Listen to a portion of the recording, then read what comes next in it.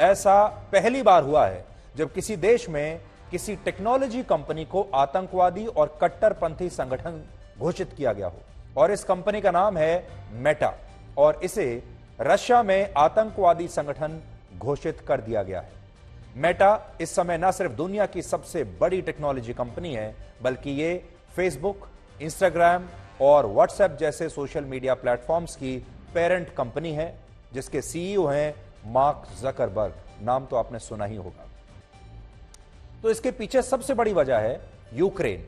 इस साल 23 फरवरी को जब रशिया ने यूक्रेन के खिलाफ युद्ध छेड़ा, उस समय फेसबुक और इंस्टाग्राम पर भी रशिया के खिलाफ एक नैरेटिव वॉर शुरू हो गया, जिसमें रशिया को एक ऐसे देश के तौर पर पेश किया गया जो शांति और मानव अधिकारों का हनन कर रहा है, इनके खिलाफ है। और इस युद्ध में रशिया की सेना को जबरदस्त नुकसान हो रहा है, रशिया की सेना हार रही है। ये नैरेटिव, ये खबरें आपने लगातार पढ़ी होंगी, सुनी होंगी।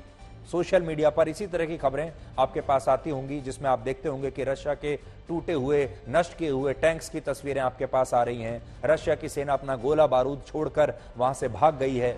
ये सारी तस्वीरें आपने अब तक देखी होंगी और आपको यह भी पता चला होगा कि रशिया की सेना बुरी तरह से हार रही है, रशिया की सेना अत्याचार कर रही है। लेकिन दूसरी तरफ यूक्रेन को लेकर आपके पास यह नैरेटिव आता होगा फेसबुक पर कि रशिया की सेना वहां के लोगों पर लगातार अत्याचार कर रही है, यूक्रेन के लोग बिल्कुल बेबस हैं। और यूक्रेन से आपको एक अलग तरह की ही खबरें दिखाई देती हैं। और रशिया का यही आरोप है कि फेसबुक रशिया विरोधी विचारों का एक मंच बन गया है, कि मेटा नाम की इस कंपनी ने यूक्रेन के सोशल मीडिया यूजर्स को देश के खिलाफ पोस्ट लिखने की खुली छूट दी, जिससे ये तमाम ऑनलाइन प्लेटफॉर्म्स रशिया विरोधी ताकतों के लिए एक बहुत बड़ा मंच बन गए। और इसके बाद भी रशिया ने इसे बहुत गंभीरता से लिया। यानी रशिया को ऐसा लगा कि हम एक तरफ तो यूक्रेन की सेना से लड़ रहे हैं, दूसरी तरफ पश्चिमी देशों से लड़ रहे हैं, और तीसरी तरफ ये जो सोशल मीडिया पर और मेन स्ट्रीम मीडिया पर ये जो नैरेटिव तैयार किया जा रहा है विचारों का रशिया के खिलाफ, अब रशिया को उससे भी लड़ना पड़ रहा है। रशिया ने इसी साल युद्ध शुरू होते ही मार्च के महीने में फेसबुक और इंस्टाग्राम पर प्रतिबंध लगा दिया था और यह भी कहा था कि ये तमाम ऑनलाइन प्लेटफॉर्म्स रशिया विरोधी ताकतों को बढ़ावा दे रहे हैं और किसी आतंकवादी संगठन की तरह ही ये काम कर रहे हैं। और इसके बाद जब ये मामला वहां की अदालत में गया तो वहां की अदालत ने भी यही माना कि ये सभी टेक्नोलॉजी कंपनियां रशिया के खिलाफ कट्टरपंथी ताकतों की तरह काम कर रही हैं और इनका मकसद लोगों के बीच एक ऐसी राय बनाना है जिसमें रशिया के खिलाफ सिर्फ नफरत भरी हो। मार्च में जब रशिया में फेसबुक पर प्रतिबंध लगा तब वहां इसके 7 करोड़ यूजर्स थे, जबकि इंस्टाग्राम के यूजर्स की संख्या रशिया में लगभग 6.5 करोड़ थी। रशिया की कुल आबादी लगभग 15 करोड़ है, यानी इस हिसाब से उसकी आधी आबादी इन सोशल मीडिया प्लेटफॉर्म्स पर मौजूद थी, इनका इस्तेमाल कर रही थी। और सोचिए, जब ये लोग दिन रात इन प्लेटफॉर्म्स पर अपने देश के खिलाफ एक नैरेटिव को पढ़ते और देखते होंगे तो इनके दिमाग पर क्या असर होता होगा। व्लादिमीर पुतिन को यह डर था कि जब ये सारी इस तरह की सामग्री को पढ़ेंगे, इस तरह के वीडियोस को, खबरों को पढ़ेंगे, तो कहीं ये हमारी सरकार के ही खिलाफ ना हो जाए। संयुक्त राष्ट्र के मुताबिक अगर कोई व्यक्ति या कोई संगठन अपने आर्थिक, राजनीतिक और विचारात्मक लक्ष्यों को हासिल करने के लिए किसी देश या उसके नागरिकों की सुरक्षा को निशाना बनाता है तो उसे आतंकवादी माना जाएगा। और रशिया का कहना है कि मेटा नाम की यह कंपनी उसके देश में यही कर रही थी। हालांकि इस कंपनी को आतंकवादी संगठनों की सूची में डालने के पीछे एक और भी वजह है। असल में रशिया ने फेसबुक और इंस्टाग्राम पर मार्च में ही प्रतिबंध लगा दिया था, लेकिन इसके बावजूद वर्चुअल प्राइवेट नेटवर्क यानी वीपीएन के जरिए रशिया के लाखों लोग इन ऐप्स का तब भी इस्तेमाल कर रहे थे और रशिया की सुरक्षा एजेंसियां चाहकर भी इसे रोक नहीं पा रही थी। लेकिन अब क्योंकि वहां मेटा को एक आतंकवादी संगठन घोषित कर दिया गया है, इसलिए अगर कोई नागरिक अब रशिया में वीपीएन के जरिए भी फेसबुक या इंस्टाग्राम का प्रयोग करता है तो उसे कट्टरपंथ को बढ़ावा देने के लिए गिरफ्तार किया जा सकता है और 10 साल की सजा भी हो सकती है। इसके अलावा अब रशिया में मेटा के सारे बैंक अकाउंट्स फ्रीज कर दिए जाएंगे। यानी रशिया में अब फेसबुक और इंस्टाग्राम इस्तेमाल करने वाले लोग आतंकवादी माने जाएंगे और ये एक बहुत बड़ी बात है। दुनिया में पहली बार ऐसा हो रहा है। 2016 में जब अमेरिका में राष्ट्रपति पद के चुनाव हुए थे, तब लंदन की एक कंपनी ने अमेरिका में फेसबुक के 5 करोड़ यूजर्स का डेटा इस्तेमाल करके चुनावों में उनकी राय को प्रभावित करने की कोशिश की थी, ताकि वो डोनाल्ड ट्रंप का समर्थन करें। और ऐसा कहा जाता है कि तब ये कंपनी काफी हद तक कामयाब भी रही, यानी इन्होंने पहले लोगों की राय बदली और राय बदलने के बाद राय जो है वो वोटों में तब्दील हो गई। कहने का मतलब यह है कि जो वैचारिक युद्ध होता है उसके नतीजे असल युद्ध यानी एक्चुअल वॉर से भी खतरनाक होते हैं, और इस तरह के ये युद्ध हजारों वर्षों से लड़े जा रहे हैं, आज से नहीं। चौसर के खेल में पांडवों ने अपना सब कुछ गंवा दिया था। युधिष्ठिर इस खेल में सबसे पहले अपनी अनमोल माला को हारे, फिर धन दौलत को हारे, इसके बाद अपना रथ, 1 लाख दासियां, सोने के ओहदे वाले 1000 हाथी, अपनी सारी भूमि, प्रजा, प्रजा का धन, और यहां तक कि अपने भाई नकुल, सहदेव, अर्जुन और भीम को भी उन्होंने इस खेल में दांव पर लगा दिया और हार भी गए। और जब युधिष्ठिर के पास कुछ नहीं बचा तो उन्होंने अपने आप को दांव पर लगाया और यहां भी अपने आप को हार गए।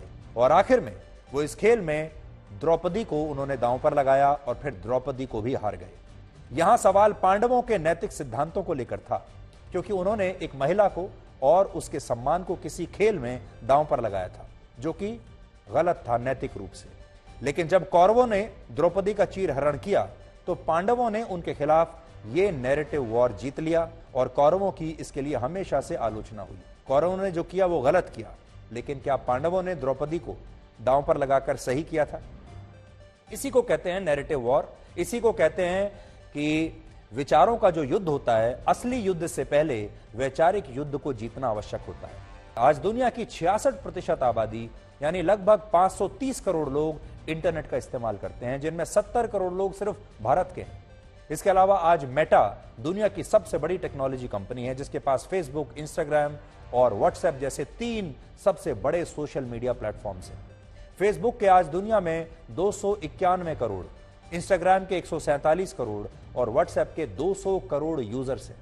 और एक तरह से देखें तो इस कंपनी ने दुनिया के लगभग 300 करोड़ लोगों को अपनी मुट्ठी में लिया हुआ है, और उनमें आप भी हैं। अगर यह कंपनी आज एक देश होती तो पूरी दुनिया में इसकी आबादी सबसे ज्यादा होती, यह सबसे बड़ा देश होती, और भारत और चीन जैसे देश भी इससे पीछे होते। भारत और चीन की कुल आबादी को भी अगर आप मिला लेंगे तब भी फेसबुक जो नाम का देश है ये उनसे भारी ही पड़ेगा उन पर। यानी इन टेक्नोलॉजी कंपनियों की ताकत बड़े बड़े देशों से भी ज्यादा है। और इसीलिए सोचिए, आज अगर ये बड़ी कंपनियां ये तय कर लें कि वो आपके देश के खिलाफ कुछ खास खबरों और जानकारियों को ही एक खास तरीके से आपके सामने पेश करेंगी, तो आप क्या करेंगे?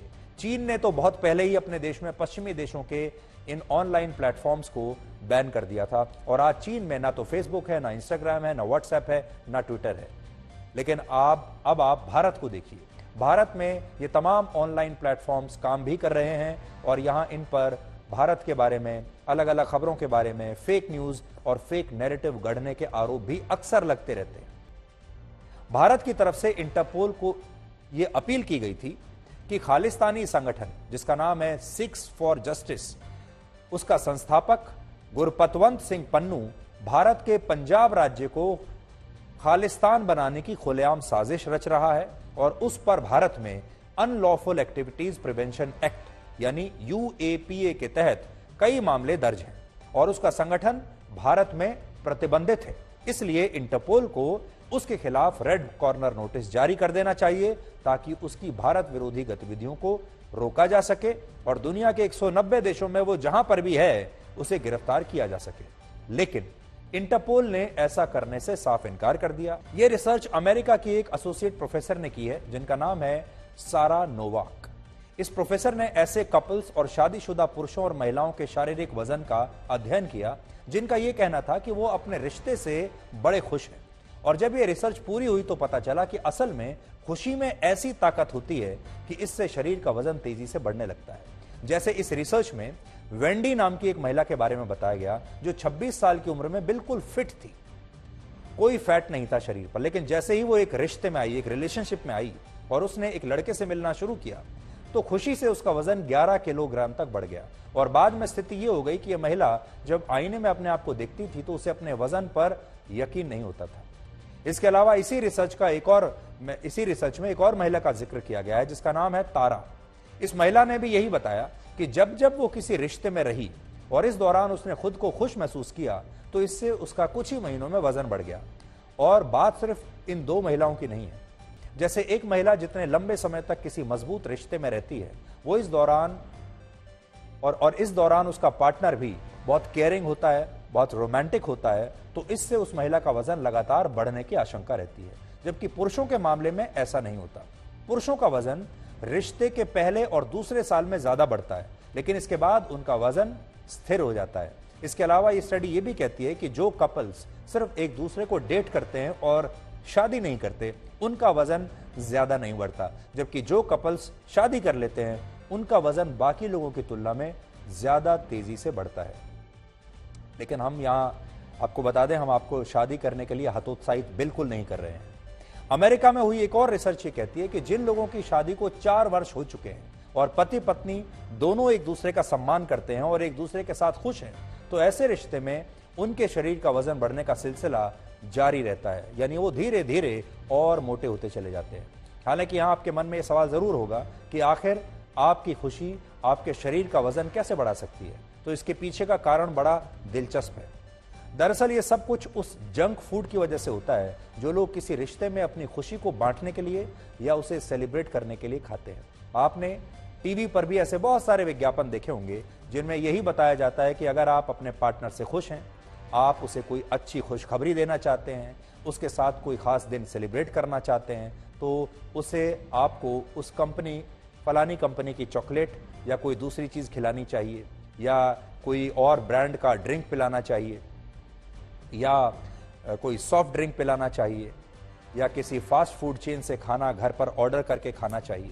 हमारे देश में जब कोई परिवार किसी चीज को, किसी मौके को सेलिब्रेट करता है तो सबसे पहले यही कहा जाता है कि आज खाना बाहर से मंगाते हैं और आज सभी लोग बाहर खाना खाने चलेंगे। यानी जो खाना है वो आपकी खुशी का सबसे बड़ा आधार होता है। आप कुछ ना कुछ अच्छा खाकर सेलिब्रेट करना चाहते हैं।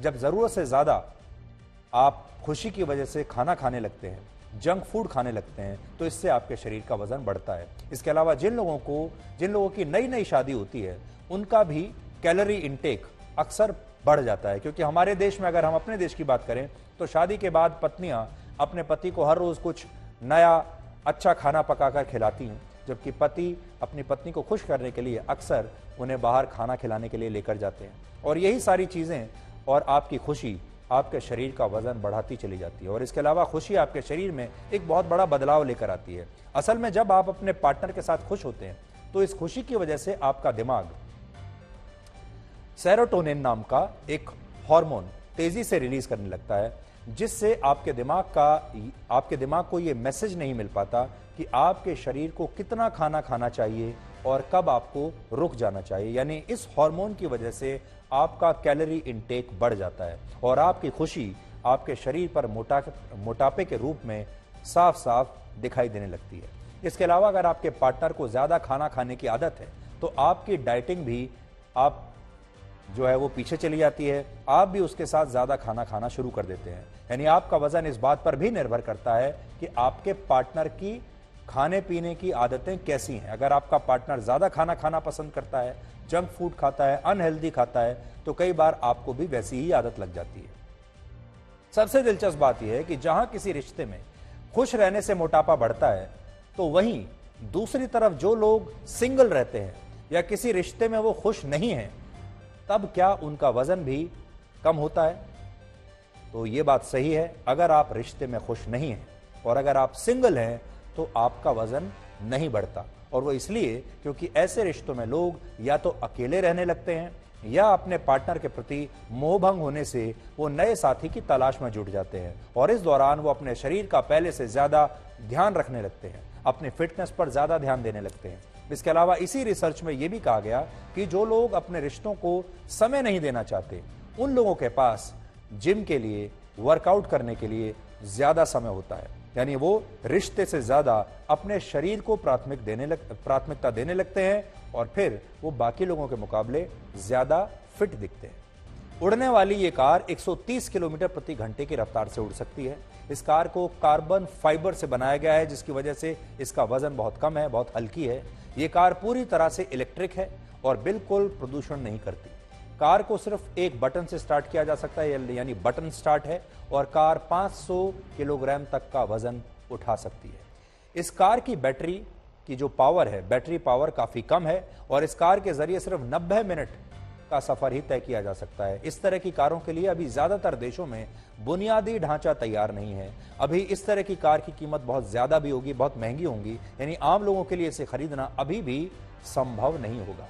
उत्तर प्रदेश के उप मुख्यमंत्री ब्रजेश पाठक ने कल हमारी इस मुहिम को लेकर एक ट्वीट किया, और आज उन्होंने आप सबके लिए एक संदेश भेजा है, आप भी सुनिए। मैंने अभी विज्ञापन देखा, आज तक के प्लेटफार्म पे था, सुधीर चौधरी जी का उसमें फोटो था। मुझे लगा कि इससे अच्छा होगा कि मैं भी इससे अभियान से जुड़ूं, और हमने उस पूरे विज्ञापन को ठीक से पढ़ा, और मैंने अपनी सोशल मीडिया पर उसको डाला कि हम सब लोग मिल करके ऐसे लोगों की लड़ाई लड़ें जिनके बारे में अभी तक कोई आवाज नहीं उठाता है। मैं आज तक का और सुधीर चौधरी जी का बहुत बहुत आभार प्रकट करूंगा